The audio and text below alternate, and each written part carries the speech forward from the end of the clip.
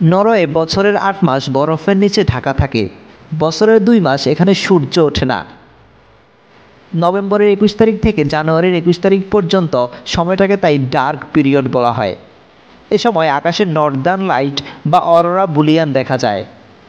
আকাশে লাল সবুজ রঙের আলোর খেলা। এই অরোরা দেখতে অনেক পর্যটক এ সময় এখানে আসেন। আর বছরের ২ মাস এখানে আবার সূর্য অস্ত যায় না। মে মাসের ২১ তারিখ থেকে জুলাইয়ের ২১ তারিখ, এ সময়টাকে বলা হয় মিডনাইট সানের সময়। প্রাকৃতিক এই ঘটনাটিকে হোয়াইট নাইট বা শতরাত্রি বলেও উল্লেখ করা হয়।